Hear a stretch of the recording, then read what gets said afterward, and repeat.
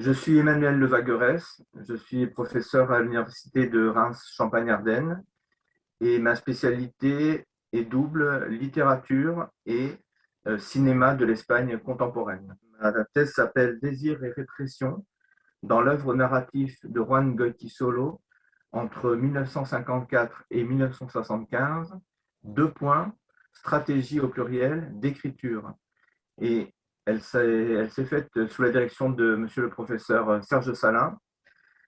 Le 16 janvier, je vais le montrer parce que j'ai la preuve, le 16 janvier 1999, en fait, c'est un coupe-papier en argent que m'avait offert donc à l'occasion de cette soutenance mon père, voilà, que je salue dans le monde qu'il a rejoint depuis, voilà, avec beaucoup d'émotions. Je comprends très bien. Et alors, revenons sur ton parcours avant d'entrer dans le cœur de ton sujet. Donc, est-ce que tu as une trajectoire d'hispaniste ordinaire avec une licence, une maîtrise, un DEA? Ou est-ce que tu as fait des choses à côté? Est-ce qu'il y a eu un temps où tu es parti dans une grande aventure au fin fond du Tibet pour revenir après à l'espagnol? Raconte-nous un peu. Qui es-tu? Je crois que j'ai un parcours en fait assez typique, sinon même peut-être ennuyeux d'hispaniste. C'est-à-dire que j'avais hésité longtemps entre littérature contemporaine, disons ce qu'on appelle les lettres modernes, et l'espagnol. Et puis, comme j'avais une prof que j'aimais beaucoup dans le secondaire, une prof d'espagnol qui s'appelle Michel Sarayo, avec qui je suis toujours en contact, qui m'avait fait vraiment adorer cette matière. Au moment de choisir mes études, moi j'avais fait Hippocagne et Cagne, et j'avais choisi la dominante espagnole. Après, j'avais réussi le concours de l'ENS avec de très bonnes notes en espagnol. Donc, voilà, c'était un petit peu pas la routine, mais quand j'ai intégré Fontenay-Saint-Cloud, je me suis retrouvé à faire beaucoup d'espagnol et je me suis vraiment rendu compte que j'aimais ça. Après, j'ai passé l'agrégation et en parallèle ou un petit peu avant, bah, j'ai fait ce qu'on appelait à l'époque une maîtrise. Et puis sur Ramon Gomez de la Serna.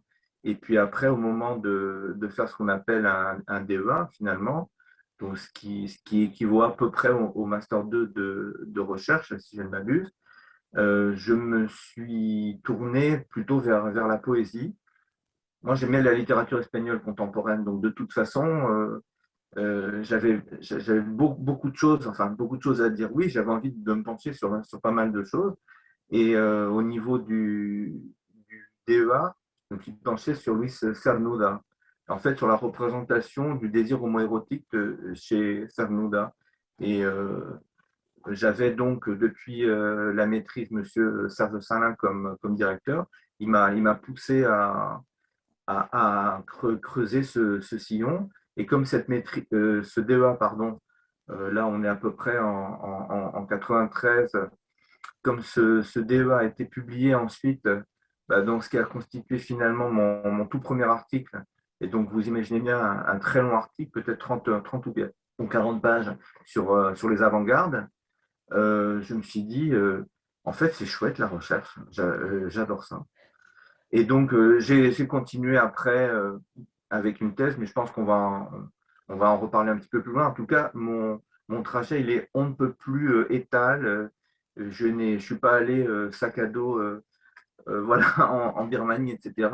Mais quand même, grâce à Normal Sup, j'ai pu faire mon mémoire donc, de maîtrise à Séville. J'ai quand même passé un an à Séville, mais là, j'ai travaillé, je veux dire, j'ai fait mon mémoire de maîtrise.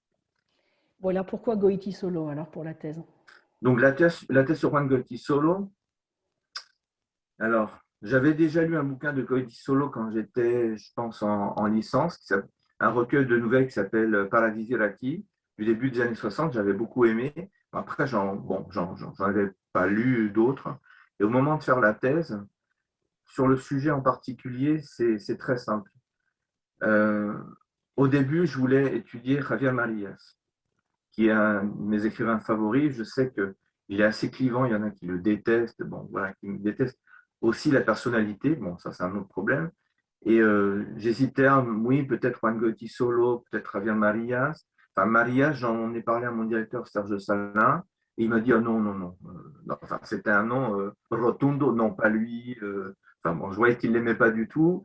Et puis, il disait, je me souviens encore, il me disait, celui-là, il ne restera pas. Moi, je voulais étudier quelqu'un qui était encore vivant, enfin, avec qui j'aurais peut-être eu des échanges pour faire ma thèse, etc. Et enfin, je voyais bien que c'était pas la peine d'insister. Bon, moi, de toute façon, j'avais plusieurs idées. Donc, je lui ai dit, et pourquoi pas Juan Goiti Solo? Je vais expliquer pourquoi après, hein. Et ça me dit, ah oui, oui, lui, c'est un grand, voilà. Lui, il va rester. OK. Bon, donc, c'était bon. Alors, pourquoi finalement Juan Goiti Solo? Parce que je mets la charrue avant les bœufs. C'est que j'avais remarqué donc, sur Juan Goiti Solo qu'il y avait une espèce de première couche, si je puis dire, dans son écriture, qui était une écriture, alors je parle de, si vous voulez, de sa première période, c'est-à-dire la période où il est plutôt dans le réalisme social, bon, voilà.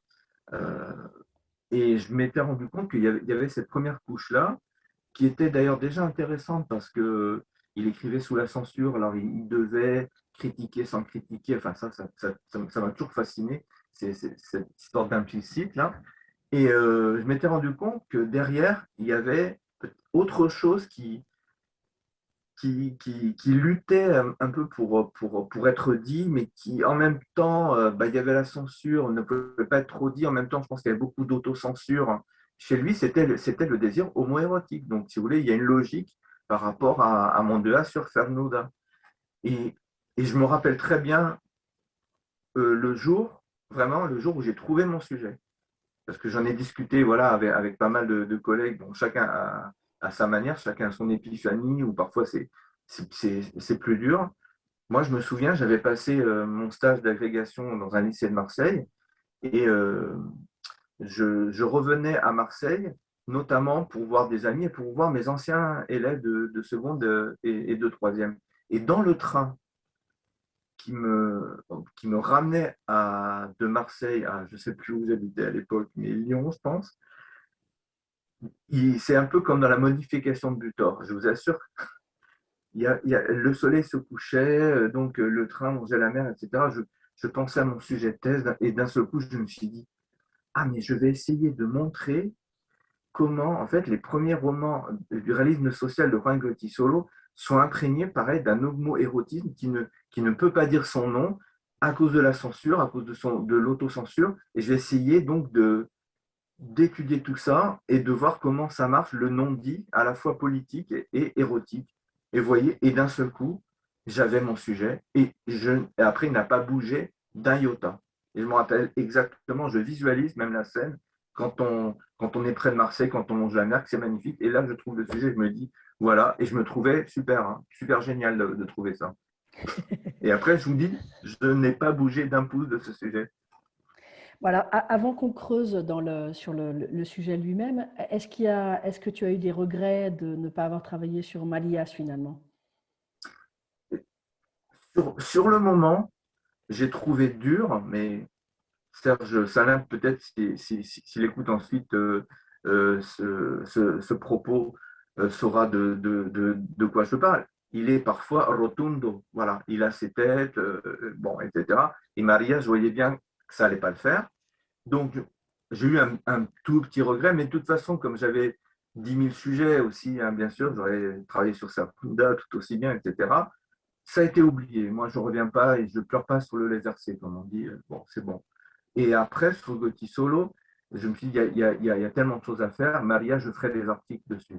Et en effet, j'ai fait 3 ou 4 articles après, parce que, bon, voilà, c'était quand même il y a plus de 20 ans, presque 25 ans, cette thèse dont j'ai fait 3 ou 4 articles. J'ai rencontré Javier Maria, je viens encore d'écrire un article, etc. Donc, je me suis rattrapé, entre guillemets, et je ne suis pas du tout frustré. Non, non. C'est ce que j'allais te dire, pas de frustration. Bon, et alors un sujet comme ça, à l'époque où tu l'as commencé, est-ce que ça a posé problème? Est-ce que avec Serge Salin, il t'a dit ben, non, non, non, et c'est l'occasion de commencer à aborder ces questions en littérature espagnole, ou raconte un peu comment ça s'est passé? Alors, il faut se remettre en effet dans un millénaire qui est autre que celui que nous vivons. Et au-delà de la blague, En fait, ça n'a pas été si facile. J'ai cru que c'était facile, mais moi, j'avais une naïveté, et parfois je l'ai encore, bon, qui me permet justement de faire des choses, d'ouvrir des portes que je pense, autrement, si je réfléchissais trop, ben, je ne les ouvrirais jamais. Hein, même comme d'écrire à des écrivains, et 9 fois sur 10, ils me répondent, ou des cinéastes, j'ai leur numéro, je les appelle, bon, ils sont en tournage, ben, là, il y en a un qui m'a répondu. Bon, c'est un des plaisirs de ce monde, c'est d'y aller. Puis en fait, quand on y va, avec candeur aussi et puis envie, bah, les gens vous répondent.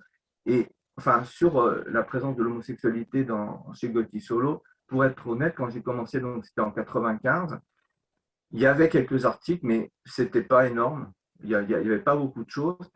Et puis, il n'y avait pas de guest studies. Il n'y avait rien de tout ça. Enfin, il n'y avait pas. Bon, que je m'entende. Ça commençait, évidemment, aux États-Unis, voilà. Et d'ailleurs, plus en Espagne qu'en France. Hein. Euh, et dans l'université française, bon, on n'était pas beaucoup à étudier ces thèmes-là. Je ne veux pas du tout dire que j'étais précurseur, hein, rien du tout, non, non. Mais en tout cas, il n'y avait pas grand-chose. Mais moi, ça me paraissait évident de parler de ça. Enfin, je n'avais pas du tout une volonté d'être un militant, quoi que ce soit. Et, et Serge Salin, comme il m'avait dit tout de suite, bah oui, c'est très bien, c'est une très bonne idée, etc. Je disais, ah ben voilà, bon, ben, il y a pas de problème. Mais le problème, peut-être qu'on en reparlera parce que je veux pas, voilà, là encore, dire tout en même temps, mais à la thèse, il y a eu des petits soucis, à la soutenance, pardon, mais on en reparlera peut-être après. Mais autrement, non, Serge Salin, il a été super. Moi, je me suis éclaté, j'ai trouvé des tas de choses. Et ce n'est qu'après coup, finalement, que je me suis rendu compte que ben, faire ça en 95, c'était pas si évident que ça. Et alors dans la critique, parce que évidemment tu en as parlé, il y avait très peu de choses sur le sujet. Bon, tu as commencé par faire l'état de l'art, j'imagine. Comment se débrouillait la critique pour faire une espèce de dénégation? Parce que, je veux dire, c'est quand même assez explicite quand même si tout ça est dit à travers des métaphores, des symboles, à toutes les stratégies de contournement qu'on connaît très bien en littérature. Comment la critique s'en sortait pour mettre ça sous le tapis? Par rapport à la présence de l'homosexualité chez Gotti Solo, il faut vraiment dire quelque chose de très précis, c'est qu'il y a vraiment deux époques. Quand commence à écrire en 54, vraiment sous, sous le sceau, j'ai envie de dire, du réalisme social, vraiment l'homosexualité, elle est un peu sous le tapis, etc. Et quand il change d'écriture euh, en 66 avec Señas de Identidad, là, ça démarre, je suis bien d'accord. Et c'est pour ça d'ailleurs qu'il est obligé de publier sa fameuse trilogie dite de la trahison, où il y a aussi Reivindication del Conde de Don Julián. D'ailleurs, je me suis trompé, 66 c'est Don Julián, 70 c'est Señas de Identidad et 76 c'est Juan Sin Tierra. Cette trilogie-là, il est obligé de la publier au Mexique parce que autant justement les critiques sur la politique de Franco, etc., que son désir homo-érotique, bon, ça ne peut pas passer la censure. Donc, il publie ça au Mexique. Bon. Euh, donc, la critique de Gotti Solo, elle ne voit, en gros, hein, elle ne voit l'homosexualité qu'à partir justement de 66 que de Don Julián. Moi, évidemment, j'ai traité ces trois romans-là parce que je suis allé jusqu'en 75-76, hein, jusqu'à la fin du franquisme et de la censure. Mais moi, ce qui m'intéressait, et une grosse partie de ma thèse, c'était voir ces traces d'homo-érotisme vraiment entre 54 et 66. Il y a vraiment tôt, quoi. Vraiment tôt et à une époque où la censure, elle était vraiment de fer. Et la critique, moi, j'ai beaucoup lu, enfin, j'ai fait mon boulot de thésard à l'époque, j'ai beaucoup lu la critique et il y avait vraiment très peu de choses. Non, elle ne la voyait pas. C'est fou, elle ne la voyait pas. Donc il y avait peut-être une dénégation. Hein. Autant la française que l'espagnole, il y avait juste quelques traces comme ça, mais en gros, tous les travaux, par exemple, d'Annie Bussière, par exemple, sur l'homoérotisme, ça commence vraiment à partir de 66 et de Don Julián. Les travaux, par exemple, aussi de Geneviève Champeau, qui a vraiment, bon, c'est la grande spécialiste du réalisme social à l'époque et de Goethe Solo.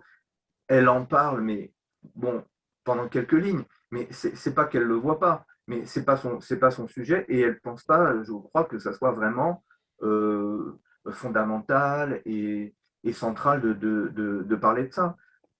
Mais moi, elle m'a beaucoup aidé dans le sens que sa stratégie, elle, de décryptage, par exemple, des sous-entendus idéologiques antifranquistes, moi, je m'en suis servi en partie, parce que j'ai fait après ma propre cuisine, mais je m'en suis servi en partie pour l'appliquer au non-dit homoérotique. Mais autrement, j'étais un peu tout seul, voilà, par rapport à cette période-là. Alors que moi, ça me sautait aux yeux, ça me crevait tellement les yeux que je me suis dit, vraiment, je me suis dit, il faut que je fasse ma thèse là-dessus. Je vous dis, ça a vraiment été une sorte de révélation et j'étais persuadé du bien fondé, c'est ça, de ma recherche. Et plus ça allait, plus je trouvais des exemples et voilà, plus ça m'éclatait d'ouvrir comme ça des perspectives nouvelles sur l'avant, si vous voulez, Juan Gotisolo, queer, etc. Voilà. Entre 54, en gros, et le milieu des années 60. Et alors, comment ça fonctionne, alors, cette stratégie de cacher-montrer? C'est Oui, sur des personnages? caché Comment montré. ça fonctionne? Ça fonctionne. Déjà, je pense que chez lui, ça fonctionne difficilement parce que, comme Juan Goytisolo l'a expliqué après dans son autobiographie en 2 volumes, Coto Vedado et Los Reinos des Taifas, lui, à l'époque, il se rendait même pas compte, quelque part, qu'il était homo. Il Mm. était, euh, il était pris par toutes les grilles de lecture de sa famille bourgeoise aussi. Et il assumait rien du tout. Et donc, comment ça se voit? Ben, ça se voit par une espèce d'inconscient.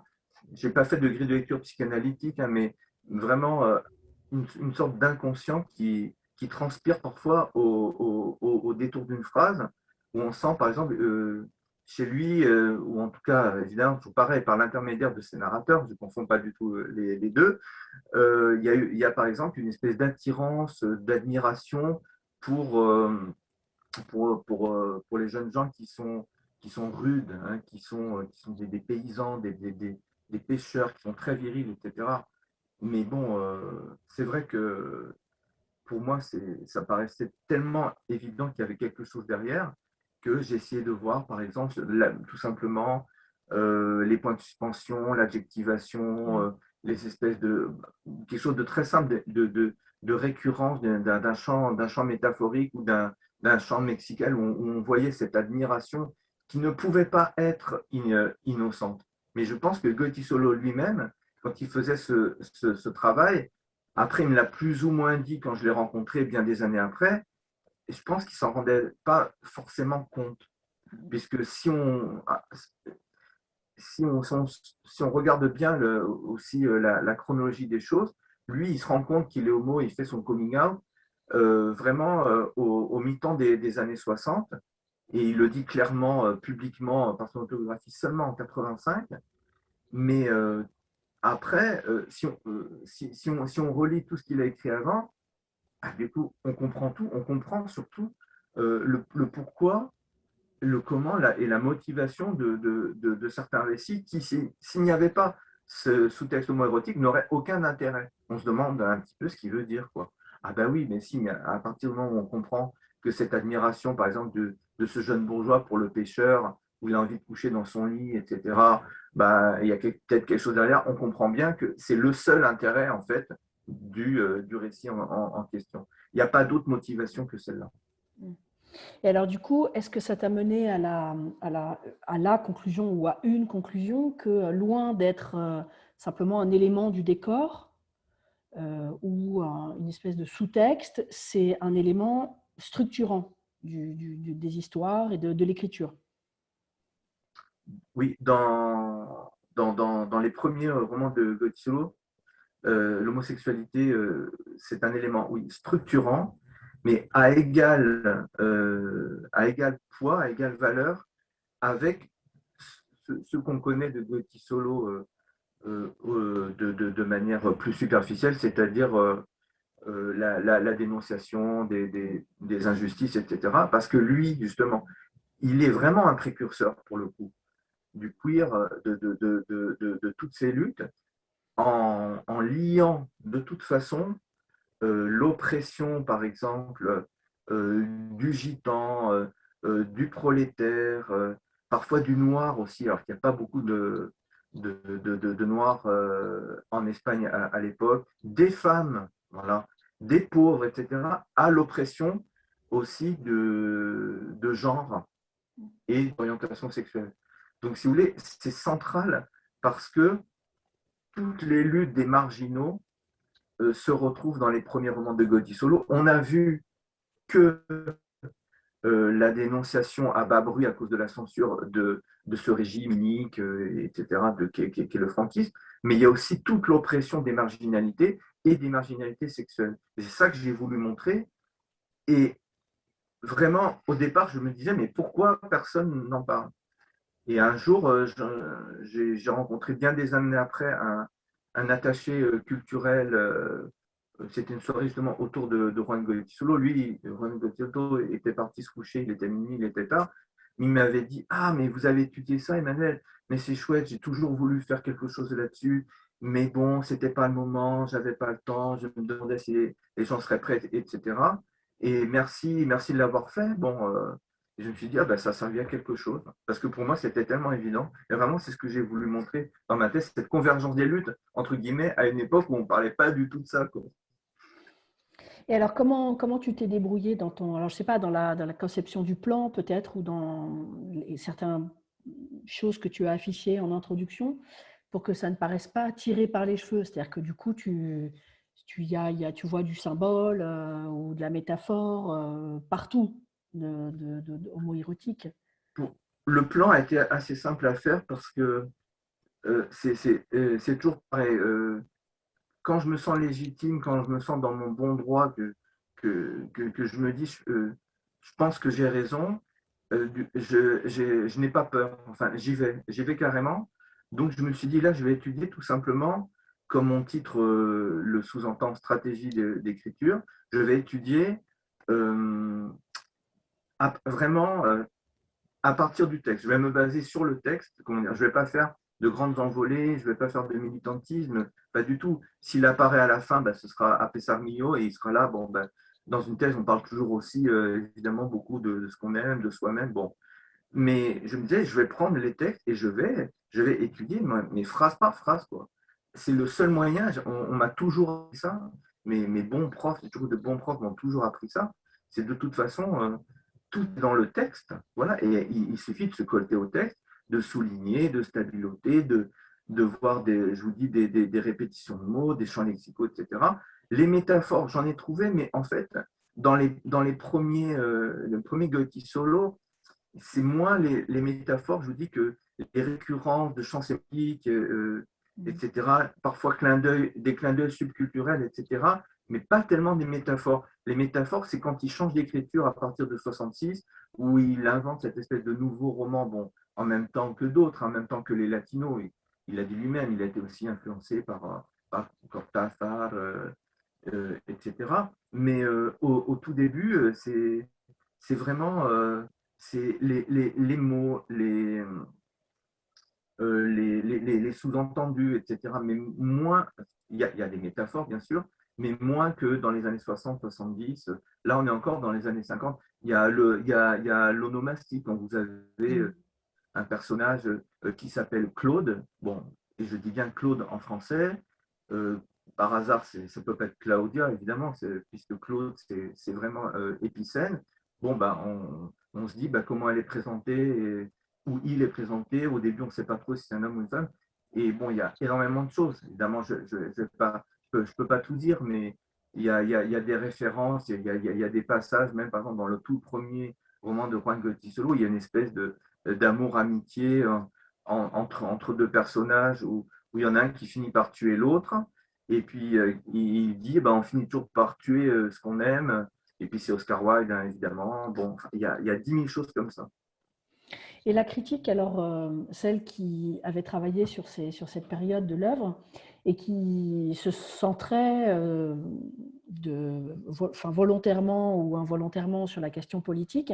Est-ce qu'après ton travail, elle est revenue et elle a intégré ce paramètre dans ses propres façons d'envisager les corpus? Une fois que les Espagnols ont connu la démocratie, la fin de la censure, donc le 11 novembre 78 ou 77, pardon, ben, on sait bien qu'ils sont passés à autre chose. Bon, ils ne se sont pas tellement retournés sur, dans un premier temps en tout cas, sur les romans des années 50, ils sont passés à autre chose. Ils n'en pouvaient plus. Bon, c'était la Movida, etc. La critique a fait pareil. Il n'y a pas grand-chose sur les premiers romans de Solo une fois que on est passé à la démocratie et que chacun a pu aimer en très gros qui voulait comme il voulait. Donc, c'était à l'époque en plus, dans les années 80, des grands romans aussi de Goiti Solo, de Paisajes después de la batalla, de Macbara, etc. De cette nouvelle écriture, il commençait vraiment à être très reconnu, même s'il était toujours polémique dans son propre pays. Mais on n'a pas du tout, ni le grand public, ni par exemple dans les journaux, ni la critique universitaire, on ne s'est pas du tout repenché sur ces premiers romans pour essayer d'y voir ces traces d'homoérotisme dont je parlais. Non, pas du tout. Ah, c'est plutôt, j'ai envie de dire, vraiment dans les années 2000 où il y a eu quelques articles où j'ai trouvé, par exemple, confirmation de choses que j'avais montrées ou d'intuitions que j'avais eues, etc. Ça m'a fait plaisir. Je vous dis, cette discussion, par exemple, avec cet agrégado cultural, là, à l'ambassade espagnole à Paris, je veux dire, ben, ça fait plaisir. Et puis même après, bon, ça, c'est peut-être pas tout à fait dans le ton de la réflexion que je peux avoir. Mais même Juan Goiti Solo m'a dit que oui, c'est vrai, il y avait eu ça dans ses premiers romans, mais lui-même, il était très, très coincé. Après, bon, on sait très bien que ce n'est pas une validation scientifique ce que vous dit l'écrivain, mais au moins, ça m'a fait plaisir. Oui, je comprends, je comprends. Bon, en dehors de Serge Salin, dont on voit bien le rôle important qu'il a eu pour toi, ne serait-ce que parce que Javier Maria, c'est non, absolument non. Et puis, en revanche, sur Goiti Solo, tu peux faire ce que tu veux, et c'est pas rien. Est-ce qu'il y a, alors tu pourras creuser ta relation avec lui si tu veux encore en parler, mais en dehors de lui, est-ce qu'il y a des gens qui ont joué un rôle important dans ton processus de je conçois, j'écris une thèse, etc. À part Serge Salin, je pense oui, il y a deux, trois personnes qui ont été importantes. D'abord, il y a Geneviève Champeau, parce que, bon, quand j'ai commencé une thèse sur le Gotti Solo, il y en a vu quelques-unes quand même, dont une grosse partie de la sienne sur les enjeux du réalisme, sur un roman sous le franquisme, un traité de Gotti Solo. Je suis allé la voir carrément à Bordeaux et je lui ai demandé un peu si j'avais le droit. Enfin, moi, voilà, je ne sais plus si on fait comme ça, mais en tout cas, moi, je suis allé voir et carrément, elle m'a reçu. Je me souviens encore très bien dans son bureau. Et en gros, elle me dit, allez-y, il y a plein de choses à faire. Et là, c'est le moment quand même de lui dire aussi qu'elle m'a beaucoup, beaucoup aidé parce qu'elle m'avait donné carrément aussi les rapports de censure de l'Archivo General de Estado, de Alcalá de Henares. Donc, je n'ai pas eu besoin d'y aller, pardon. Et je me suis servi de tous les rapports de censure qu'elle avait débusqués, elle. Donc, vraiment, ça m'a beaucoup servi. Et puis, bon, elle m'avait donné beaucoup de bibliographie. Pour commencer, c'était vraiment me mettre un pied à l'étrier. Donc, vraiment, ça, j'ai beaucoup apprécié. Et je suis allé voir aussi à Montpellier, je vous dis, je suis assez, comment dire, tout à fait pas rigide, mais je me dis, je vais aller voir Annie Bussière-Perrin à Montpellier et puis lui demander aussi. Là, ça s'était un peu moins bien passé dans le sens que elle m'a super bien reçu, elle m'a parlé de bibliographie, etc. Elle s'est occupée vraiment plutôt des symboles et à partir de 66. Hein. Bon, dans le Gotti Solo, pas du réalisme social, mais à la fin, en fait, il y a eu un petit problème dans le sens que j'avais dû mal m'exprimer. Elle pensait que je voulais faire une thèse avec elle. Et à la fin, donc, elle me dit, bon, comment on fait pour l'inscription? Et moi, d'un seul coup, waouh, j'ai l'impression que je suis aspiré par un vortex et je déglutis. Je me dis, ben non, en fait, je crois que je me suis peut-être mal exprimé, mais je le fais avec Serge de Salin. Gros silence, mais voilà quoi. Après, ben, voilà, au revoir, merci. Mais quand même, je dois la citer parce qu'elle m'avait donné un peu de bibliographie aussi. Et puis autrement, non, ben, il y a eu aussi Aline Schulman. Ceux qui connaissent Juan Goytisolo et son œuvre savent très bien que bon, c'est sa traductrice depuis très très longtemps. Elle m'a permis en fait de rentrer en contact avec Juan Goytisolo. Et parce que je lui avais écrit à Goytisolo à sa maison d'édition française, il ne m'avait pas répondu, je lui avais posé quelques questions. Enfin, je pense que je lui avais posé une dizaine de questions. Et un jour, à une rencontre, je crois que c'était à la Bibliothèque nationale, je crois, avec Aline Schulman, je suis allé la voir, je lui ai dit, mais M. Goytisolo ne m'a pas répondu. Elle m'a dit, vous lui avez posé combien de questions? Ben, je lui ai dit peut-être 15, 12, 15. Elle me dit, non, mais vous lui posez, écrivez-moi 3 questions là, tout de suite, là, sur le bord de la table, je lui donnerai, je vous promets. Mais des questions simples, 2 ou 3, pas plus. Bon, super, je le fais. Elle l'envoie ou elle le donne à Goytisolo. Et en effet, bon, 6 mois après, voilà, 5, 6 mois après, j'ai reçu une réponse. Bon, c'était des réponses lapidaires pour la petite histoire, puisque Juan Goytisolo me répond en gros, je ne m'occupe pas de cette période que je renie, c'était un autre moi qui écrivait ces romans, bon courage, bonne chance. Waouh. Bon, heureusement que j'étais déjà à 2 ans de mon travail de thèse, qu'autrement, j'aurais été un peu découragé. Mais, mais voilà, moi j'étudie qui je veux comme je veux. Donc lui, bon, bah, il dit OK, non, il n'y a rien à dire, bon, bah, tant pis. Mais en tout cas, voilà les personnes qui m'ont aidé. Et au début, bon, je peux bien dire, enfin, au début même jusqu'à la fin, Juan Goytisolo, qu'une fois j'avais vu aussi dans un colloque à Bédarieux, en Lozère, je crois, oui, c'est ça, m'avait pas non plus calculé spécialement. Mais après, si j'ai le temps, je dirais comment il est devenu mon ami, mais bien longtemps après la thèse. Et, bah, en fait, c'est trop drôle parce que voilà, je fais ma thèse sans Goytisolo. Finalement, au début, je pensais avoir une espèce de retour de lui sur son travail. Et je me rends compte, après ces 3 lignes très, très austères et très, très, voilà, escuetas, etc., je me rends compte que j'étudie Goytisolo comme si c'était Cervantes, quoi. Comme si c'était un auteur mort, en gros. Et je fais ma thèse, bon, elle se passe, etc. Là, on est en 99. Et je publie un bouquin, bon, chez l'Harmattan. Et des années après, alors j'ai essayé de réfléchir, je ne me rappelle plus exactement à la date, mais vraiment très très loin après, très très longtemps après, on va dire, je ne sais pas, quelque chose comme vraiment 2010 ou peut-être 2006, 2007, je reçois un jour un coup de fil de Juan Goytisolo à la maison. Bon, ça, je m'en souviendrai toute ma vie, évidemment. Je me souviens même de ce que je mangeais. Bon. Et j'avais presque hésité à prendre l'appel parce que, bon, je filtre assez souvent, surtout quand c'est l'heure du repas. Bon. Et là, je décroche et je reconnais tout de suite la voix de Goytisolo. Il me parle en français, d'ailleurs. On a souvent parlé en français parce que c'est parti comme ça. Bon. Et il me dit, bon, ben voilà, vous êtes Emmanuel Wagrez, excusez-moi de vous déranger. J'ai lu votre bouquin sur mon œuvre. Ah bon? Ouais, j'ai trouvé ça pas mal. Ok, c'est bon, ça va, c'est correct en gros. Donc, est-ce que vous voulez participer à un colloque à l'Institut Cervantes? Donc, moi, je manque tomber par terre, évidemment. J'ai dit, bah oui, c'est quand? Bah, dans 10 jours. Ah bon, d'accord, ok. Mais de quoi vous voulez que je parle? Bah, de mon rapport à Paris, à la France, etc. Bah, d'accord. Et puis après, bah, je le rencontre et ça se passe bien, on discute. Et puis voilà, pour faire court, on s'est vu, j'ai calculé à peu près jusqu'à sa mort, on s'est vu une dizaine de fois quand même. Et surtout, à chaque fois qu'il venait à Paris, ça m'émeut même d'en parler parce que c'était vraiment un grand monsieur. Il m'appelait, il m'appelait. Moi, j'étais pas toujours là.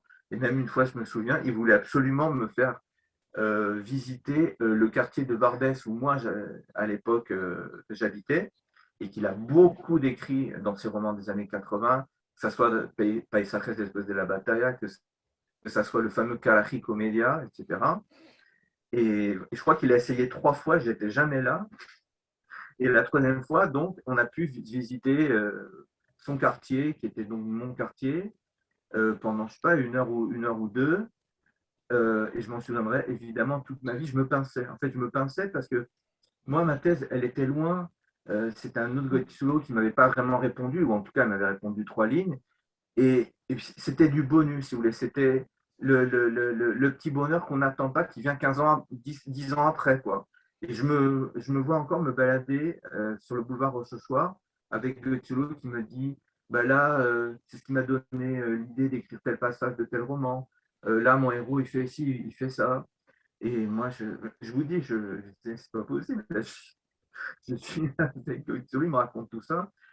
Et, et un jour, pardon, et à un certain moment, il y a quelque chose qui m'a beaucoup touché. On a pris un café au Café des Oiseaux, qui est un café en fait qui est place d'Anvers, et où il allait souvent. Où il y avait aussi Severo Sardoui qui venait, il y avait pas mal de monde. Et là, il me dit, il me parle de ses enfants. Et moi, j'avais un petit peu entendu parler de ses enfants adoptifs marocains, mais c'est quelque chose dont il parlait jamais parce que qui confondent aussi homosexualité et pédophilie et qui aurait pu dire ouais, bah voilà un homo qui adopte des petits Marocains, c'est bon, on a compris le truc. Donc il en parlait pas trop. Et lui, et moi je lui demandais rien, jamais je lui aurais demandé ça. Et il me dit ah oui, mais tu sais, ou vous savez, j'ai 2 enfants, ils grandissent, je veux leur donner une éducation, euh, je finance leurs études, tout ça. Et, il me dit comme ça, ah, là, avant de venir à Paris, j'ai vu le plus petit. Il m'a dit, ah, tu sais, Juan, je t'aime parce que tu es à la fois mon père et ma mère. Et Juan Guizot, il me raconte ça. Oh, mais moi, j'étais par terre. J'avais jamais entendu ça. Il n'avait jamais dit en public et tout. Et il était ému. Alors, moi, j'étais évidemment très ému. Et ça, c'est un grand moment. Un grand moment. Moi, je m'en souviendrai toute ma vie de ça. Et après, on est parti et puis on a rejoint son petit copain qui est à Bettolo, qui était marocain et qui était allé s'acheter des chemises à Tati. Voilà, et j'avais l'impression d'être faire partie un peu de la famille. Mais c'est ça, oui, oui. Et alors, pour l'anecdote, est-ce que quand tu l'as vu à un moment ou un autre, alors probablement pas la première fois, mais tu lui as rappelé les quelques lignes qu'il t'avait écrites au début, non pas pour la Ouais, réponse pour être au honnête, doctorant, mais pour le côté lapidaire de je veux plus entendre parler de cette partie de mon œuvre. je me souviens pas exactement. J'ai dû lui en parler parce que je suis assez, voilà, je suis assez cash, je suis assez direct, je réfléchis pas trop à ce qu'il faut dire ou pas. Donc j'ai dû lui dire, je suis sûr que je lui ai dit à un certain moment, ah oui, oui, oui, je vous avais écrit, etc., mais vous m'aviez pas trop répondu. Et puis peut-être il m'avait dit, ah bah oui, mais si c'était sur cette période, c'est Oui, oui. compréhensible. Et puis voilà, mais j'avoue, je m'en souviens pas trop. À la fin, le problème avec Juan Guetzolo sur la fin sa vie, c'est qu'il était très sourd et Ah, qu'il fallait vraiment lui parler très très fort, en face, etc. Et j'imagine que peut-être si je lui ai dit ça, qu'il n'a pas compris, il a dû botter en touche ou il a dû mm. rire. Et je vais pas réinventer l'histoire, mais bon, c'est sûr que je lui ai dit. Ça, c'est sûr que je lui ai dit. Ok. Bon, est-ce que tu as rencontré des difficultés particulières à ton sujet quand tu as mené cette thèse et des difficultés générales qui sont communes à beaucoup de doctorants? Et le cas échéant, quelles sont les solutions que tu as trouvées pour les dépasser? En fait, il y a eu quelques difficultés le jour de la soutenance, mais je pense qu'on en parlera après. Non, je vais être là aussi peut-être très, très surprenant, etc. Mais j'ai problème. J'ai jamais douté et je me souviens même à un certain moment, moi j'ai eu énormément de chance. C'est-à-dire que quand je me suis inscrit, j'ai eu un post-dataire à l'université Jean Moulin à Lyon 3. Donc j'ai passé mes 4 ans où j'ai fait ma thèse, je les ai passés en tant que quater à Jean Moulin. Je donnais des cours de LEA, de traduction, euh, de première ou deuxième année. Donc j'avais rien, enfin, j'avais pas grand-chose à préparer, j'avais pas de cours de fond. La traduction, voilà, c'est super, ça va. Et donc, je suis quelqu'un de très organisé, donc de toute façon, je travaillais tous les jours, sauf le week-end. Je me rappelle avoir travaillé aussi, même devant ma fenêtre, devant la Saône. C'était très beau, j'étais très heureux. Enfin, tout allait bien. Et je ne me suis pas trop posé de questions, puisqu'à chaque fois que j'avançais dans une étape, j'envoyais par exemple le plan à M. Salin, ben, il me validait. Bon, ben, tout, tout coulait de source. Et évidemment, bon, je me faisais des nœuds au cerveau comme tout le monde en me disant, bon, est-ce que là, il ne faudrait pas mieux que je passe le petit A avant le petit B, mais si M. Salin disait, OK, bon, ben, c'est bon. Après, j'ai commencé à rédiger assez vite parce que j'avais vraiment tout bien dans ma tête, etc. Et pareil, j'aime beaucoup écrire. C'est un moment important pour moi, un moment d'écriture. Et ouais, bien sûr, un peu d'angoisse de la passe blanche au début, mais très vite, de toute façon, t'as pas le choix, t'as 4 ans, faut y aller, quoi. Mm. Et je me souviens même d'une fois où, alors, je suis allé en Espagne aussi, par exemple, je suis allé à Almeria, parce qu'il y a une partie du fond Solo. Il y en a à Boston à l'époque. Je pense que j'ai même pas réfléchi à y aller, donc bon, je trouvais ça peut-être trop compliqué, mais je suis allé à celui de Almeria. Et j'ai vu des choses incroyables, des manuscrits, etc. J'ai pris des notes. Après, je revenais, je passais ça au propre, etc. Je me souviens d'un soir où j'ai discuté avec quelqu'un qui était en thèse. Moi, j'étais quand même dans le sens de la dernière année et qui galérait. Et je me souviens lui avoir dit, mais non, mais de toute façon, enfin, il faut réfléchir, bien sûr, il faut revenir sur ce qu'on fait. Mais on peut pas se permettre, on peut d'y passer 10 ans ou 20 ans, c'est fini, quoi. Les thèses d'État, c'est pas ça. Puis elle m'avait dit, dis donc, bravo, mais non, je t'admire. Mais j'ai dit, mais c'est pas ça, mais de toute façon, j'ai pas le choix. Et puis je m'éclate. Donc, la souffrance dans cette thèse, il n'y en a pas eu du tout jusqu'à la soutenance. Il n'y en a pas eu du tout. Il y a Alors, eu des remises en cause ponctuelles, il y a eu des réécritures, mais moi, je me suis éclaté. Vraiment, les 4 ans, c'est un super souvenir. Alors, j'ai une question technique. C'est des choses dont je discute depuis peu avec les gens en général, les doctorants et, des encadrants de doctorants, sur l'ordre dans lequel on rédige. Pour moi, une thèse, pendant très longtemps, c'était tu commences par l'intro et puis tu finis par la conclue. Et certains directeurs de thèse me disent, ah non, tu sais, moi, je les laisse commencer par le grand 3, commencer par le grand 2, commencer par un bout qu'ils se sentent inspirés d'écrire. Et au début, j'étais plutôt contre ça. Puis finalement, je me dis, ah, pourquoi pas. Donc toi, est-ce que tu fais partie des gens qui ont rédigé les choses dans l'ordre ou qui ont rédigé les choses dans l'ordre où ça leur semblait le plus logique pour poser les choses? Moi, je crois que peut-être l'auditeur ou le spectateur commencera à comprendre que je suis assez simple comme garçon, c'est-à-dire que je fais les choses dans l'ordre. Et voilà. Je me souviens même à la soutenance, j'avais un des membres du jury qui s'est un petit peu moqué justement de. J'avais en fait un plan en 3 parties avec 3 sous-parties et trois sous-parties, enfin un plan assez ou trinitaire ou téléologique, ce qu'on veut, pour arriver à une sorte de révélation à la fin. Et non, non, j'ai rédigé absolument dans l'ordre et, euh, et je donnais mes pages à Serge Salin qui les corrigeait. Et non, non, j'ai tout fait dans l'ordre. Enfin, ça s'explique aussi peut-être dans le sens que ma thèse, elle est chronologique. Hein. Donc, Ouais. aussi, il y a quand même un passage d'une écriture où Gottsolo en 54, il a quand même 23 ans, il écrit ça à 22 ans. Pour passer, voilà, en 75, il a du coup 44 ans. Il y a quand même aussi une maturité. Puis je vous dis, il y a un point d'inflexion vraiment en 66 où il décide d'arrêter le réalisme social parce que ça n'a jamais tué Franco.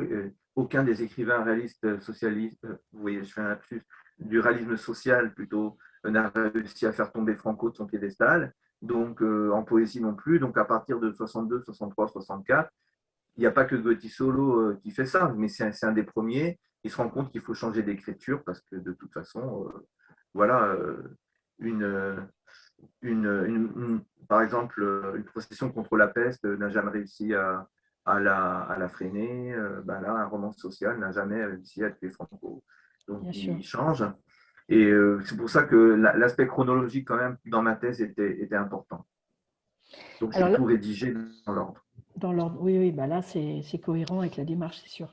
Alors, à propos de la soutenance, donc, commençons par dire qui étaient les professeurs qui composaient le jury. Donc, les professeurs, le jour de la soutenance, étaient Madame Geneviève Champeau, qui a parlé en premier, donc elle devait être rapportrice. Il y avait, bon, bien entendu, mon directeur, Monsieur Serge Salin. Il y avait un professeur de littérature comparée qui s'appelle encore, qui est la retraite, Monsieur Daniel-Henri Pajot de Paris 3. Ma soutenance était à Paris 3. Il fallait un deuxième membre de Paris 3.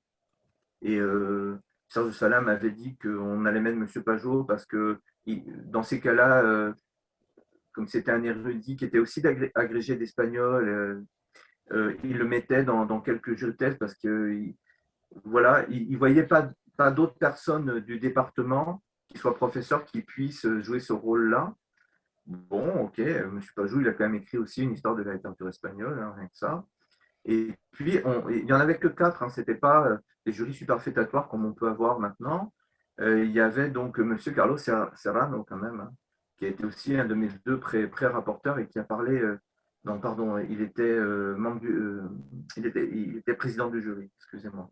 Il était président du jury, donc il a parlé en dernier. Voilà. Alors, quel souvenir est-ce La que tu... Sorbonne, M. Serrano de la Sorbonne, pour ceux qui n'ont pas connu cette grande période quand même, voilà, de Serrano, Salin, Champeau, c'était les grands noms, tout ça. Oui, absolument, oui, oui. Alors, quel souvenir est-ce que tu en gardes? Qu'est-ce que tu as raconté sur ce jour-là?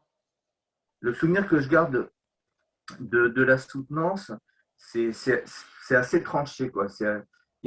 Parce que il y avait beaucoup de monde, j'avais invité beaucoup de monde, et je sais pas, beaucoup de monde, je sais pas, il y avait peut-être 50 personnes, enfin, c'est pas mal, ou 60, enfin, ouais, 50. Pour moi, c'était une fête, quoi. Ça devait être une fête. Les pré-rapports avaient l'air bons. Monsieur Salin, bah, il n'avait pas beaucoup corrigé. Enfin, je me dois de dire, parce que dans un exercice inédit, mais de franchise, moi, j'étais un bon élève, quoi. Donc, de toute façon, voilà, la thèse allait, en gros, passer comme une lettre à la poste, la soutenance. Bon. Et puis, en fait, il y a eu du bon, il y a eu du plus dur à entendre. Voilà, il faut le dire. C'est-à-dire que, bon, Madame Champeau qui a parlé en premier, elle a été assez sévère. Mais en fait, je ne savais pas qu'elle était sévère. Je n'avais pas compris qu'elle était connue dans le milieu pour être très sévère et austère et tout. Bon, d'accord. Et elle m'a fait des petites remarques, waouh, que j'avais trouvé un peu rudes. Mais bon. Après, il y avait Monsieur Pajot qui a été super. Et c'est trop drôle parce que tout le monde m'avait dit, ah, mais Pajot, il est dur et tout. Il est exigeant, il est cassant, il fait son numéro. Parfois, contre enfin, aux dépens des thésards, s'il n'aime pas quelque chose. Apparemment, il avait aimé. Moi, je me souviens, oui, ça m'avait fait plaisir. Certaines remarques culturelles sur le cinéma, que j'avais fait des comparaisons avec des films de l'époque. Bon, il avait aimé. Alors, il s'était un peu moqué vu le sujet que j'ai mal écrit misogyne. Bon, voilà, ça a fait rire tout le monde. Bon, ok, c'était bien. Bon. Mais c'était quand même, waouh, avec Madame Champeau, ça avait été un peu dur. Là, c'était mieux. Bon, à la pause, j'étais déjà très fatigué. En fait, ça avait mis beaucoup de temps, hein. Ça a duré presque 4 heures, hein, 4 heures Mm. et demie. Mm. Et puis après, Monsieur Salin a parlé, il a été super sympa et il m'a vraiment soutenu, ça, je tiens à le dire. Euh, et notamment, il a parlé de mon caractère un peu têtu de breton en disant que j'avais insisté sur certaines choses que je voulais faire, que je voulais prouver ci, ça et ça. Et moi, je n'avais même pas compris que M. Salin avait ressenti ça comme étant, par exemple, une obstination de ma part.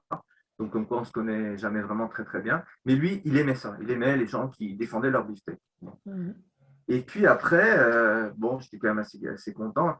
Et après, a parlé enfin le président, M. Serrano. Et bon, là, il y a eu, moi, je pense, pour moi, il y a eu c'était dur parce que il a beaucoup critiqué. Bon, lui, je pense vraiment, il avait pas aimé ce que j'avais écrit. C'est clair. On voyait qu'il se forçait un petit peu aussi parce qu'il y a des jeux d'amitié. Salin et Cyrano, c'était deux amis très chers. Je pense qu'il ne voulait pas trop critiquer, mais quand même, il m'avait fait des remarques et j'ai compris après coup, en discutant aussi avec lui, avec Serge Salin, qu'il y avait deux choses qu'il n'avait pas aimées et qui se répondaient en quelque sorte. C'est que je pense qu'il aurait voulu, en tant aussi que civilisationniste, quand même, il faut le dire, et pas seulement spécialiste de la littérature, c'est que je n'étudie que l'aspect idéologique de critique du franquisme. Et moi, j'ai bien vu que tout mon étude de l'homoérotisme, tout ça, c'était pas du tout sa tasse de thé. C'est deux choses en même temps, mais qui sont liées. Et puis, alors, il n'est plus de ce monde, donc c'est difficile d'en parler, mais je dois quand même dire qu'il avait fait un certain nombre de remarques qui étaient, je lui ai dit d'ailleurs, je lui ai répondu à ce moment-là, erronées. C'est-à-dire qu'il avait mal lu ou il se souvenait plus que je donnais la réponse, par exemple, à une des questions qui posait telle page, mais il avait dit un certain nombre de choses qui pour moi n'étaient pas vraies. Et là, je ne me suis pas restreint, je lui ai répondu, je lui ai dit, je me souviens encore très bien, ben là vous dites que j'ai pas fait ça, que j'ai pas dit ça, ben page 233, je l'ai dit, je l'ai fait, regarder. Et là il me dit, ah excusez-moi, autant pour moi. Mais ça je m'en souviens parce que, bon, ça arrive à tout le monde, on saute une page, on ne se souvient pas, moi je lui en veux pas. Moi je lui en veux pas à partir du moment où je lui ai dit, il a dit, ah oui, ok, pardon, ok, c'est vrai. Mais c'était un peu dur. Et après, en effet, ils se sont retirés pour délibérer. Ça a été très long. J'en pouvais plus. Tout le monde était fatigué. Il était 7 heures du soir. Et bon, après, voilà, ça s'est bien terminé. Mais après, quand je suis allé le voir au pot, monsieur Serrano, euh, il m'a dit que oui, ouais, mon sujet, bon, de toute façon, en gros, bof, bof, quoi. Mais maintenant, faites ce que vous voulez, éclatez-vous, amusez-vous, faites tous les sujets que vous voulez. En gros, les trucs LGBT, allez-y. Maintenant que vous avez passé la thèse, bon, moi j'avais compris ça un peu comme ça. Et Ouais, une je vois. dernière chose, justement, c'est que j'avais eu le malheur de dire quelque chose en introduction, toujours avec ma naïveté habituelle. C'est la seule chose que n'avait pas lu Serge Salin de la thèse, c'était qui n'avait pas donc amendé ou corrigé, etc. C'était mon topo de présentation. C'est la seule chose qu'il n'avait pas lu avant. Bon. Et apparemment, dans ce topo de présentation, j'ai dit en gros que je voulais faire des guest studies. Aïe, aïe, aïe. Et Ouais. c'est vrai, mais j'ai prononcé le mot. Et apparemment, c'est ça qui avait tout fichu en l'air. Ouais, ouais, C'est-à-dire qu'après, il me l'a dit clairement, Serge Salin, il m'a dit, mais qu'est-ce que tu allais dire dans ton topo donc on était en 99, ouais. tout le monde a cru que tu voulais faire des LGBT, que tu voulais les faire rentrer à l'université française. Bon, et ben, même si c'était ça, c'était pas mon but, mais bon, pourquoi pas, c'était pas mon but. Mm. Mais apparemment, ça avait coincé. Donc, c'est pour ça qu'il y a eu cette tension apparemment dès le début que je n'avais pas du tout imaginé. Moi, voilà, toujours pareil dans mon désir de dire les choses. Après, je n'ai pas spécialement fait des LGBT studies, mais j'ai traité ce sujet. En gros, un sujet sur deux, oui, j'étudie la répression, par exemple, enfin, comment est dit la répression des homos en contexte de censure, ou comment dire un désir interdit quand il y a voilà, une contrainte officielle, etc. Mais bon, je ne fais pas que ça non plus. En tout cas, ça m'aura servi de leçon. C'est qu'il y a des mots qu'on ne veut pas entendre parfois, ou en tout cas qu'à l'époque, il y a 25 ans, on ne pouvait pas entendre. Oui, ça fait Et heureusement partie. que ça s'est bien terminé parce que franchement, j'avais le sentiment d'une injustice hein, à un certain moment quand même Ouais. sur mes propos qui avaient été vraiment mal compris, quoi.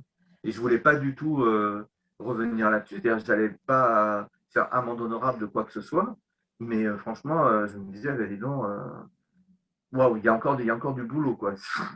Ouais. Ça aussi, ça fait partie de l'histoire de l'hispanisme, en effet. Tu as l'impression que ça a beaucoup bougé de ce côté-là? Ouais, j'ai l'impression que ça a beaucoup bougé. Ouais, j'ai l'impression que ça a beaucoup bougé. Alors, ça a beaucoup bougé. Après, c'est toujours pareil. Je me demande si au fond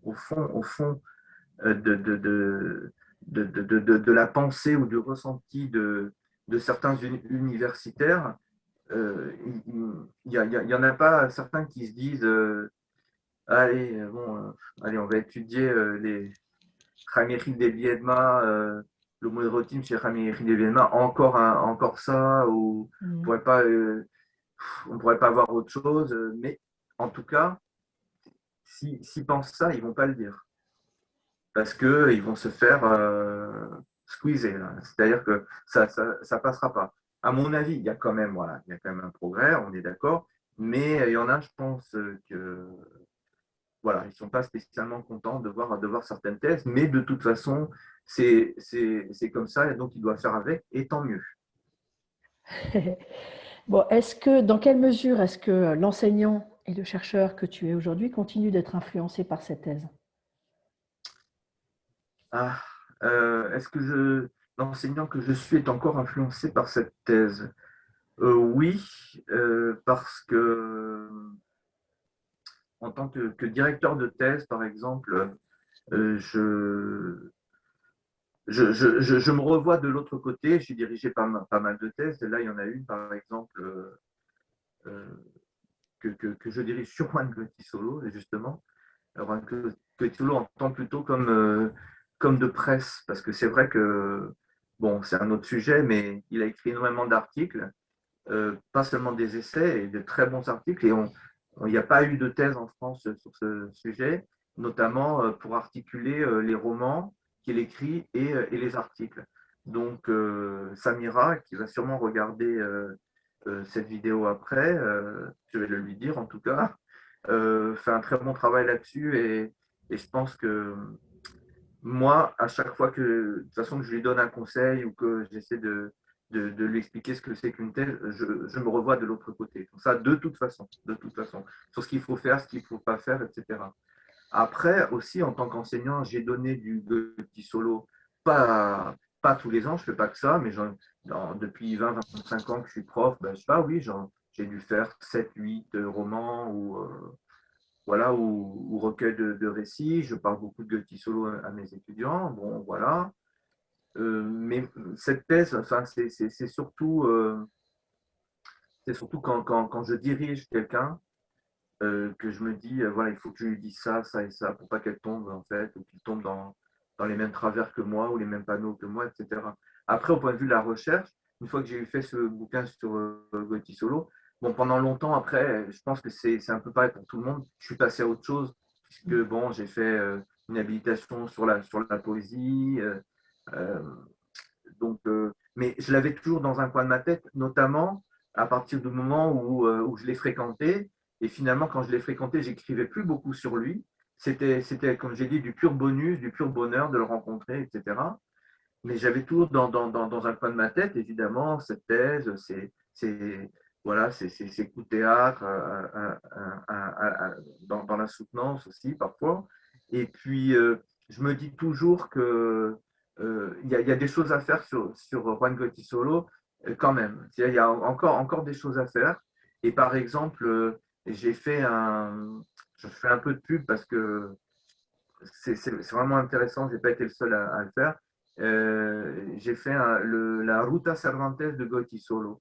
Pour ceux qui ne sont pas trop au courant, l'Institut Cervantes a initié une série en fait, de parcours en ligne sur les grands noms de l'hispanisme, enfin, de l'hispanisme au sens vraiment des créateurs, des hommes politiques, etc., des artistes, des intellectuels, qui ont eu un lien avec la France et notamment avec Paris.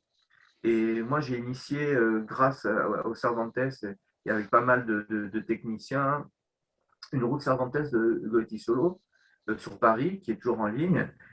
Et j'ai voulu vraiment insister sur l'aspect LGBT. Parce que Paris et Goiti Solo, c'est aussi des histoires de LGBT, c'est-à-dire de drague dans le Luxor, en même temps qu'il y a Roland Barthes qui essaye pareil, de lever quelques petits jeunes désargentés. Non, non, c'est une histoire aussi vraiment qu'il faut réécrire. Bien sûr, il a vécu avec Monique Lange, sa compagne, avec qui il s'est marié sur le tard, au 33 rue Poissonnière, mais il n'y a pas que ça. Il y a aussi, je vous dis, tout l'inframonde que fréquentait Gotti Solo vers Barbès, vers la Goutte d'Or, etc., qui est passionnant et qui commence à être, oui, hein, qui commence à être dit maintenant. Voilà, on n'est pas à la même époque qu'il y a 25 ans quand même. Ça, c'est important de le dire et je le répète, tant mieux. Alors, tu as dit que tu avais travaillé, enfin, que tu avais proposé au programme de tes étudiants 6 ou 7 romans de Goiti Solo. Alors, comment est-ce que c'est compris un Goiti Solo par un étudiant français d'aujourd'hui? J'ai toujours donné des romans de Goiti Solo de la première époque, qui est quand même plus lisible, sauf un, mais là j'ai fait une erreur, enfin, je pense, oui, oui. C'est-à-dire que la première fois que j'ai donné du Gotti Solo, j'ai donné Señal de Identidad, qui est son premier roman déstructuré, etc. Et là j'ai vu que c'était dur. C'était en licence 2. À l'époque, on appelait ça encore la licence. C'était pas le même niveau, il était quand même plus haut, etc. C'était il y a 20 ans. Mais donner en licence 2, Señal de Identidad, en licence 2, pardon, je me répète, il y a 20 ans, c'était trop dur. Donc après, j'ai donné plutôt, vous savez, les récits de voyage Campos de Anija, La Chanca, ou alors les toutes premières romances du réalisme social, comme par exemple Duelo en el Paraíso ou Juegos de Manos. Donc, ça marche, non, ça marche assez bien. Et alors, je ne vais pas de but en blanc dans mon cours parler du sous-texte homo-érotique, mais à un certain moment, j'en parle. Une fois qu'ils ont bien compris ce qu'est l'écriture sous la censure, je crois qu'ils ont bien compris. Je suis assez satisfait de leurs explications de texte. Oui, oui, je crois qu'ils ont bien compris.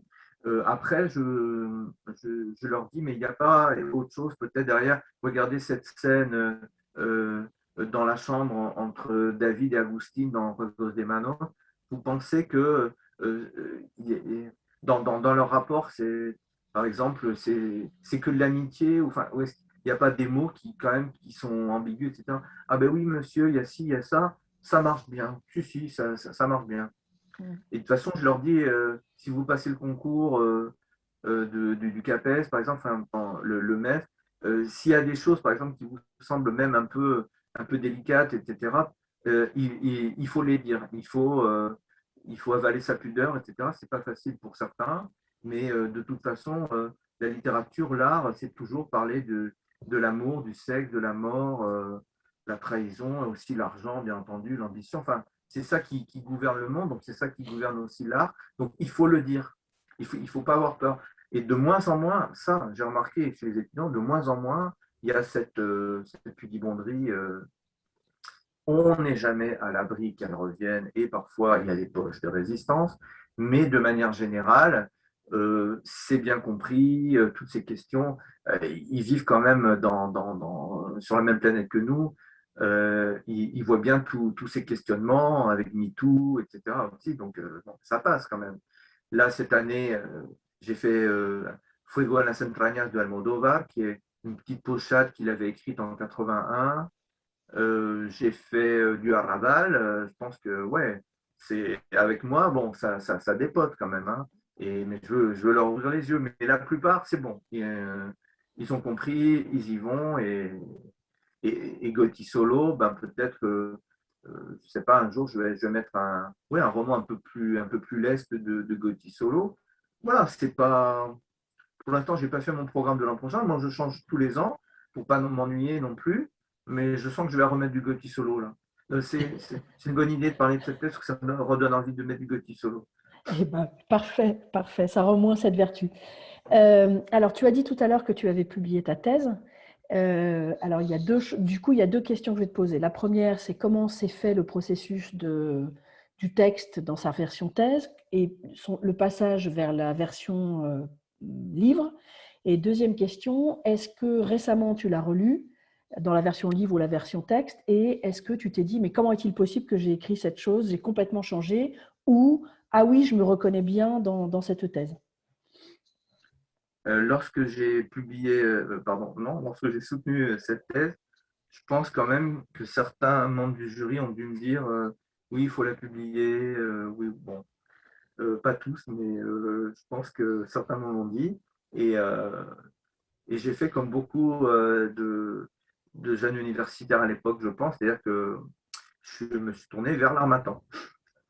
Et ah, ça y est, je me souviens. Non, non, Daniel-Henri Pajot m'a dit tout de suite, vous voyez, j'avais oublié, pourtant j'avais réfléchi à la question, mais Daniel-Henri Pajot vient me voir à la fin de la soutenance et il me dit, je suis directeur de collection chez l'Harmattan. C'est fou quand même, comme j'ai fait voilà, des actes manqués là. Je suis directeur de collection chez Harmattan, ça s'appelle Classique pour demain. J'aimerais bien publier une version, évidemment, un petit peu reprise, actualisée de votre thèse, qui irait jusque, à l'époque, jusque quand même en 99. Moi, je m'arrêterai en 75. Est-ce que ça vous intéresse? Ben, bien sûr, parce que je savais que l'Harmattan, à part justement de rares cas, il fallait payer pour être publié. Il faut toujours payer pour être publié, et quand même pas mal. Et donc là, c'était une occasion en or. Donc ce que j'ai fait, je me souviens très bien, j'ai eu un poste de maître de conférence dans la foulée de cette soutenance. Et ce que j'ai fait pendant ma première année de maître de conférence à Reims, donc, je me suis occupé donc de réécrire enfin de cette thèse, c'est-à-dire de l'actualiser, de la raccourcir, d'en faire un bouquin de 200 pages en gros, qui aille vraiment, comme le voulait M. Pajot, jusqu'à la période contemporaine. C'était quand même, ce qui était quand même du travail, parce que moi je m'étais arrêté en 75, et là on était en 99. Hein. Bon. Ça a été un plaisir de le faire, et ça a été donc ensuite publié, je pense, en fin 2000. C'est allé assez vite, puisqu'il m'avait donné ce contrat vraiment très avantageux de me présenter à l'Harmattan et de ne rien avoir à payer. Et pour la petite histoire, une fois que j'ai eu passé après mon habilitation, je sais que ce n'est pas tout à fait le propos de cette rencontre ici avec vous, mais quand j'ai passé mon habilitation, bon, déjà la soutenance s'est beaucoup, beaucoup mieux passé. Là, j'ai vraiment, je vais dire, comme disait Jeanne, vraiment, j'ai kiffé pendant 4 heures, c'était génial. Et après, je suis allé voir M. Pajot, je lui ai dit, ce serait toujours possible de la publier gratuitement chez vous. Il me dit, allez, oui, d'accord. Donc j'ai publié, pareil, l'habilitation sur le poète José Hierro chez l'Harmattan dans la même collection Classique pour demain. Et pour en revenir donc à cette thèse, vraiment, elle a été beaucoup raccourcie, je l'ai actualisée, etc. Et à l'époque, je ne sais pas pourquoi, mais je me souviens très bien, je ne devais pas être très, très doué ou pas sûr de moi, mais c'est même pas moi qui l'ai tapé, je l'ai fait taper à l'ordinateur par une dame dans un bureau. Et là, je les ai payés pour ça, d'ailleurs. Et finalement, donc c'est sorti. Et la moitié finalement, il a été tiré à, je sais pas, 500 exemplaires. Il y a la moitié qui ont été vendus. Bon, ça va. Ah Tout le bah, monde était content. J'ai rien touché là-dessus, mais tout le monde était content. Donc, quand tout le monde est content, ça va. pour une publication universitaire, c'est pas mal. Bon, alors du coup, comme la version livre et la version thèse est très différente, puisque tu as beaucoup travaillé, ajouté des choses, etc. Maintenant, donc, je te pose la question sur la version thèse. Est-ce que tu l'as relue récemment? Et est-ce que tu t'es reconnu? Est-ce que tu t'es pas reconnu? Les deux? Est-ce que tu as eu un peu de nostalgie? Quand je n'ai pas relu ni la thèse ni le bouquin récemment. En revanche, quand j'ai fait le site, ça m'a pris beaucoup de temps, mais j'ai été payé hein, pour ça, je dois le dire, généreusement par l'Institut Cervantes. Quand j'ai fait donc la Ruta Cervantes de Gotisolo, évidemment, j'ai relu une partie de ma thèse, j'ai relu le bouquin. Franchement, c'était quoi? Le temps passe vite, hein, il y a peut-être 6-7 ans déjà, mais oui, enfin, ça allait. Ça allait. Parfois, je trouvais des phrases trop longues, par exemple. Et puis, je me rappelais que Serge Sarno, je reviens toujours à cette soutenance, mais je me rappelle, ça, je voudrais le dire, que M. Serrano avait dit ah oui, tout le monde trouve que le style d'Emmanuel Levagresse est formidable, qu'il écrit très très bien, mais enfin, quand même, moi, je trouve que ces phrases, bof, oh là là, je m'en souviens comme si c'était hier, c'était dur. Ah ouais, elles sont trop longues et tout. Mais depuis, j'aurais dû répondre ça au questionnement sur est-ce que la thèse a encore des prolongements dans votre vie de chercheur? Ben, j'écris des phrases beaucoup plus courtes. Ça a dû me marquer parce que j'essaie toujours de couper les phrases. Et donc Ouais. là, quand je l'avais relu, bon, je trouvais quelques phrases trop longues, quelques naïvetés. En gros, ça allait. Enfin, je ne voulais pas jeter ça non plus aux orties. Je sais qu'il y a pas mal de collègues qui me disent, oh là là, quand je relis ma thèse, je me dis, mais c'est pas possible d'avoir fait ça. J'en suis pas là, bien sûr, j'aurais écrit différemment. Mais dès le jour de la soutenance, et je reviens encore une fois à elle, je me rappelle très bien avoir dit à la fin du topo que ça, pour le coup, ça leur avait plu, que c'était une fois qu'on mettait le point final à sa thèse, on comprenait qu'en fait, il aurait fallu la réécrire totalement et différemment. Et là, Salah avait dit, ah ouais, ça c'est bien de reconnaître ça, et c'est tout à fait juste. Mais c'est évidemment trop tard. Mais au moins avec un livre de vulgarisation, on va dire, on peut revenir sur certaines choses, on peut élaguer, on peut couper. Moi, j'ai tendance toujours à écrire beaucoup, des phrases très longues, etc. Donc, couper, faire des phrases plus courtes, et puis penser vraiment, moi j'ai pensé vraiment lecteur qui ne connaît pas Guetti Solo. Donc, il fallait traduire les citations, Mhm. il fallait contextualiser. Donc, et avec le recul, en un an, j'ai dû beaucoup bosser parce que c'est vraiment un vrai travail de réécriture. Après, je ne relis pas trop mes articles parce que j'ai peur quand même de trouver ça nul. Mais 9 personnes sur 10 dans le milieu me disent la même chose. Oui, bah, bien sûr, on en est tous là, hein. On évolue en même temps qu'on écrit et c'est vrai que rétrospectivement, on trouve certaines maladresses, mais ça fait partie de la vie du chercheur. Alors, tu en as donné beaucoup depuis le début de cette rencontre, mais est-ce qu'il reste quelques conseils que tu aurais à donner et que tu donnes à tes doctorants? Les conseils que je donnerais à quelqu'un qui commence sa thèse, enfin, qui fait sa thèse, ça peut paraître trivial, mais je l'ai, ceux et celles qui ont voilà, soutenu avec moi vont rire sûrement parce que je n'ai pas arrêté de leur dire ça, mais c'est que ça va très vite, ça passe très vite le temps, 4 ans, 3 ans maintenant, et il faut aller à grano. Je ne dis pas qu'il faut schématiser ou qu'il faut aller faire une sorte de thèse à coups de marteau, etc. C'est pas ça, mais il faut, il faut aller à grano, il faut avancer, même si parfois on a une panne d'inspiration. Bon, si vraiment on a une grosse panne, on va dehors, on va dans le jardin si on en a, etc. Mais voilà, il ne faut pas chercher de stratégie d'évitement, déjà. Il faut, enfin, moi c'est mon conseil. Après, il y en a d'autres qui diraient peut-être autre chose, mais le temps passant très vite, même si vous ne vous sentez pas un matin, etc., il ne faut pas que ça soit systématique. Il ne faut pas que vous trouviez des stratégies pour ne pas vous mettre à votre ordinateur ou à votre table à votre bureau pour prendre des notes, etc. Parce qu'autrement, vous allez vous faire déborder et votre thèse, vous ne la finirez jamais. Il faut être méthodique, il faut être régulier, méthodique. Il faut croire en soi. Ça peut paraître un peu voilà, américain, mais just do it. Mais voilà, il faut aller au charbon. Et même si on a des matins un peu difficiles, voilà, on a tous un peu l'angoisse de la patience à un certain moment. Ben, il faut commencer et ça vient. Normalement, ça vient, ça vient.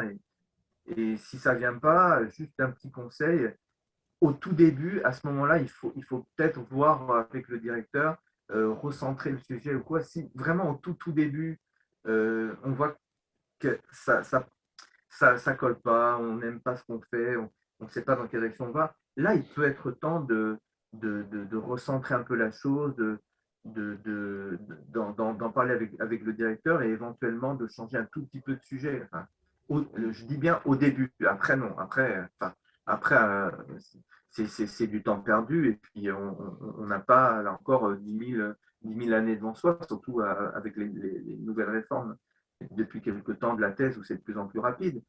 Mais à part au début où on a le droit de se tromper, où on peut recentrer les choses, une fois qu'on a le plan, etc., même si on peut voilà, changer un petit A en petit B ou ne pas traiter quelque chose, etc. Mais il faut y aller, comme si c'était un travail de bureau. Je ne veux pas choquer qui que ce soit, mais c'est aussi un travail de bureau dans les deux sens du terme.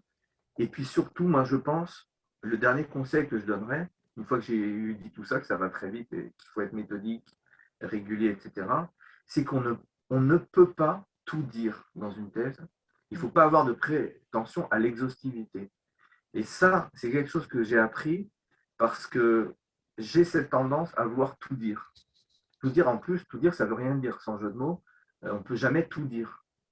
Et une thèse, elle est jamais terminée. Je ne sais plus qui disait ça. Elle est toujours abandonnée, ou laissée en suspens.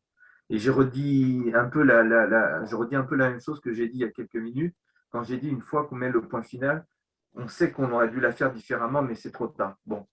En tout cas, on ne peut pas tout dire. On ne peut pas avoir une prétention à l'exhaustivité. Une thèse, surtout maintenant, ça peut être 300 pages. On ne peut pas tout dire en 300 pages. Même le sujet, il ne faut pas qu'il soit trop vaste non plus, parce qu'on n'y arrivera pas. Ce n'est qu'une étape. Après, on vieillit, on a le temps de faire des articles pour peaufiner, etc. Mais donc, il faut être régulier, aller assez vite, ne pas perdre trop de temps. Et puis, il ne faut pas croire qu'on peut tout dire à prétention à l'exhaustivité sur son propre sujet. Mais si je peux donner peut-être un conseil pour la soutenance aussi, c'est que le jour de la soutenance, normalement, si on soutient, c'est qu'on a des pré-rapports qui sont bons. Et puis, s'il y a des pré-rapports, comment dire, si c'est accepté qu'on soutienne, voilà, normalement, ça va aller. Et puis, si on a des petites questions déjà sur les pré-rapports qui peuvent surgir, on peut préparer dans le topo ou dans les réponses sa défense. Mais de manière générale, j'ai envie de dire que le jour de la soutenance, ça doit être un plaisir quand même. Évidemment, ça paraît un peu provocateur, mais pas du tout. C'est-à-dire que le jour de la soutenance, c'est quand même un jour important de votre vie, parce que vous allez avoir toute une matinée ou toute une après-midi, plein de monde qui va vous écouter, notamment un jury qui normalement a lu votre thèse, qui a des questions à vous poser, etc. Et c'est vous le roi de la fête. Hein. Vous voyez ce que je veux dire? C'est-à-dire, on va s'occuper de vous, on va vous écouter sur un sujet qui vous a pris 3-4 ans. Vous avez été normalement tout seul, parce qu'on est très seul pendant une thèse, à s'occuper d'un sujet dont c'est votre obsession, etc. Et ce jour-là, enfin, vous allez pouvoir vous expliquer, défendre, motiver des choses, argumenter. Et il faut vous faire plaisir aussi. Hein. Il faut vous faire plaisir.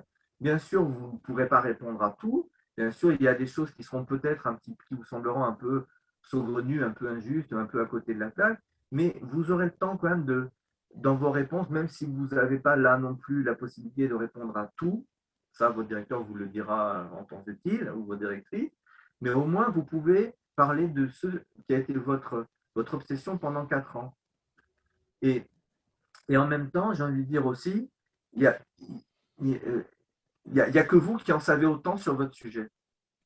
Et ce n'est pas du tout de la provocation. Vous avez choisi votre sujet, vous avez des membres du jury qui connaissent plus ou moins ou l'auteur, ou la période, ou le sujet, etc. Bon, normalement, votre directeur ou directrice a bien fait le boulot, ils s'y connaissent, mais c'est vous qui avez passé 4 ans, ce n'est pas eux sur votre problématique. Donc, c'est vous qui allez leur expliquer ce que vous avez voulu faire. Et il n'y a personne qui s'y connaît autant que vous ce jour-là sur votre sujet. Ça, c'est quelque chose, je voudrais vraiment insister là-dessus. Autrement, ça veut dire que le sujet, il a été déjà fait. Et normalement, ce n'est pas possible de faire un sujet sur un thème qui a été déjà fait. Bon, une soutenance ou une thèse sur un sujet qui a été déjà fait. Donc, ce jour-là, éclatez-vous, prenez du plaisir. Et voilà, ça n'arrive qu'une fois dans votre vie. Oui, ça c'est vrai. Et on peut renouveler l'expérience en se lançant dans une HDR, mais c'est déjà plus la même chose, tu l'as dit toi-même, ça se passe autrement, on n'a pas le même type de rapport avec le jury. Donc c'est vrai qu'il n'y a qu'une seule soutenance de thèse dans la vie, c'est vrai. Alors pour finir, est-ce que tu veux bien nous lire la première phrase de ta thèse, la première de l'introduction, et nous en faire un commentaire, s'il te plaît? Je voudrais savoir si je peux lire le premier paragraphe exceptionnellement. Oui. Alors, je vais lire le premier paragraphe et peut-être le commenter, c'est ça, un petit peu après. Lorsqu'on écrit sous un régime autoritaire, le problème de la création littéraire, de ses moyens, de ses devoirs et de ses limites se pose de manière particulièrement aiguë. Sous la dictature du général Franco, que subit le peuple espagnol durant 36 ans, les artistes et penseurs en général, et les écrivains en particulier, ne purent pas assouvir leur désir de création de façon libre. La censure, qu'elle soit officielle ou plus subtilement autocensure préalable des auteurs eux-mêmes, obligea les écrivains espagnols à trouver de nouveaux biais pour s'exprimer quand ils ne choisirent pas le silence ou l'exil. Pour dure et arbitraire qu'elle ait pu être, la censure ou les censures permirent donc à ces écrivains de créer de nouvelles formes d'expression pour dire ce qu'ils avaient à dire sans tomber sous le joug du fameux stylo rouge et ainsi, paradoxalement, enrichir les possibilités infinies de la littérature.